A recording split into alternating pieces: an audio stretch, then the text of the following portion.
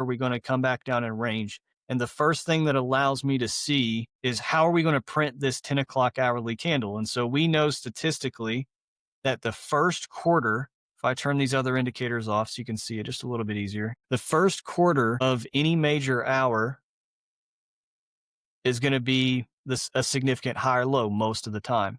This 10 o'clock hourly candle gives us even higher statistics that the Q1 is going to make a significant high or low, and then the opposite will be true. So in this case here, we have a high in Q1. This is the Q1 high. Wrong. This is the Q1 low right here. So we haven't taken either side yet.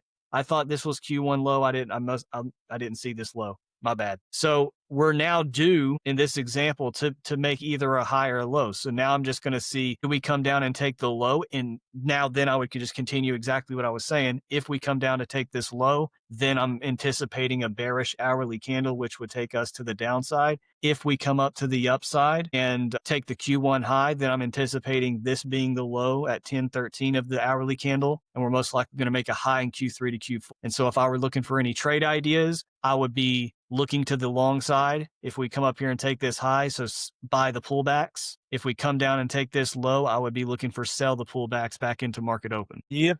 It's looking like it's going to attack that Q1. We're coming up, getting above Q1 to open. We're a few points away from Q1 high. Take that. I'm bullish and I'm anticipating continuation. We're above P12 mid. We're above 930. There's absolutely no reason. Boom. There it is. Q1 low. Like nothing at all is telling you to sell the market, right? We don't care about, cool, the highest probability was to sell the market, but did we ever see a reason to sell the market, right? That's what it means to align live price with historical data. Cool, I got it. Like, yeah, we mostly sell under these variables. Yay. But the market sat here and told you all day, don't be and sell the market, right? Right? Buy the market, right? That's what you got to do. Right here at AC_trades_YT and go to the highlights section. You can see I posted this on September 9th. It was a cool little way that you guys, in a very simple way, how to read a 4-hour candle with the quarters that you guys see me do here with the hourly. So if we break down exactly what I say, we can put this on top of live price and go over it. So things to draw out, just the high and the low of the 10 to 11 o'clock hour, which is for a 4-hour candle, Q1 would be 10 to 11. For an hourly candle, for the 10 o'clock hour, the Q1 would be 10 to 10:15, right? So fractally, if the Q1 is going to be the high or low for the hour, it'll also work the same way for the 4-hour. So if you guys that are in the recording and then watching this for the first time, if you want to do this as an exercise, literally just map out when the 10 o'clock hour is done, map out the high and the low of the 10 a.m. candle for the Q1, and then also the opening price of 10 a.m. And all you're going to do, and you can see an example here, is you're going to wait for one side of this hourly high to be taken. Either you're going to wait for the Q1 low, which would be 10 to 11's low to be taken, or you're going to wait for the 10 to 11 high. So in this example here, you can see we came up, we got above the Q1 open. Okay, that's your signal. And then the confirmation is getting above the Q1 high. So in this case here, what we see is, let's just assume, now we could keep on going to the upside, but just for demonstration purposes, let's assume this high remains and then this is the low. So if at 11 o'clock, we take the high of 10 o'clock, and then we're also above the opening price of 10 a.m., this is 10 a.m., if we're above the 10 a.m. open, that's objectively bullish, number one, because we're accepting above the previous hour's opening price.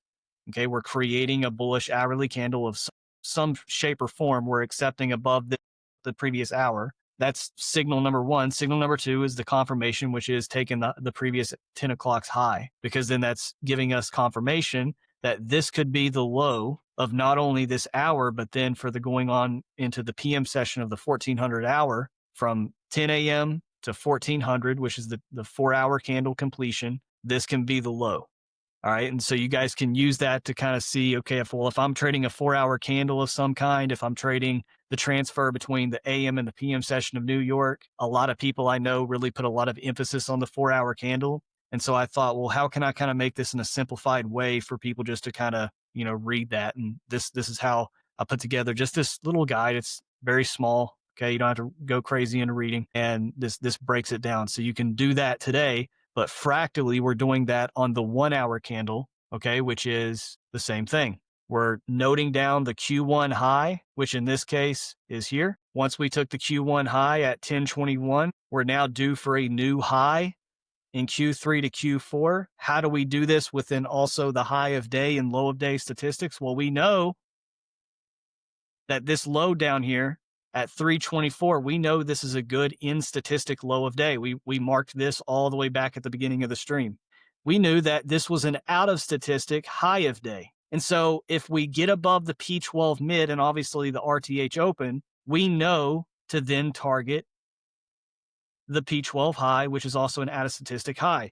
And if you want further clarification into what I'm talking about with that, on over to my Twitter right here, pinned on my wall, whatever the heck this is.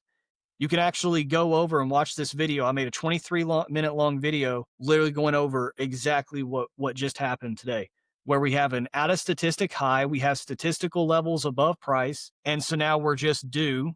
Give me 1 second. We have an overall statistical direction.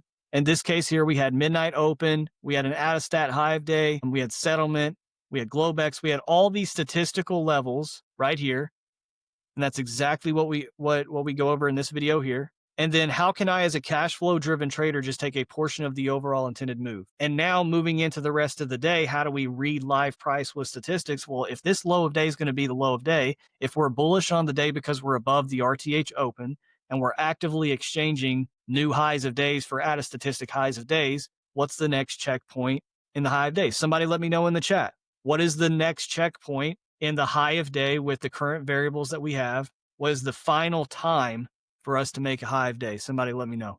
Boom, Chris George. Yep. So we can sit here and say, okay, well, if we're due for a new high of day by end of day, then what does that look like by us just normally trading? Well, normally trading within the intraday. Now let's break this down to the hour. If I was bullish at any reason, I would wait for Q1 high of the hour to be taken to confirm that, okay, now I have the hourly candle on my side to join the long side.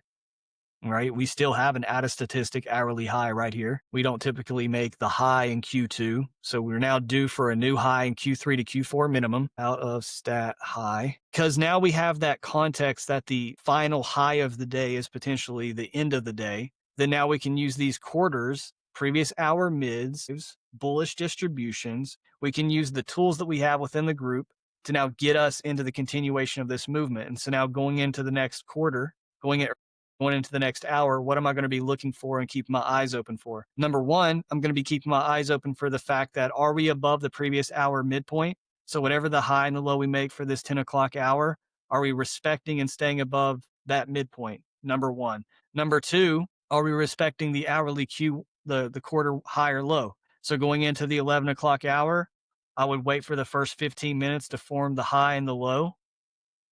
And then let's say we take the low. If we're doing something like this and we take the low, then I'm expecting this to be a bearish hourly candle to retrace back into the previous hour mid, which would be somewhere around here. Let's just assume this is the high. I don't know yet. Then I would be anticipating a retracement back into the previous hour mid.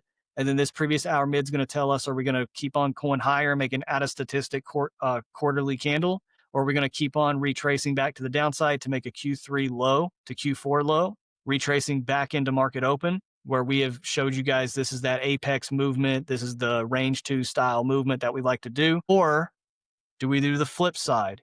Do we take the Q1 high going into the 11 o'clock hourly candle while also taking the 10 o'clock high, getting above the 05, which is the first 5-minute high and low of the hour, getting bullish distribution. And then if we take the Q1 high, I would be anticipating buying the pullbacks for a new Q3 to Q4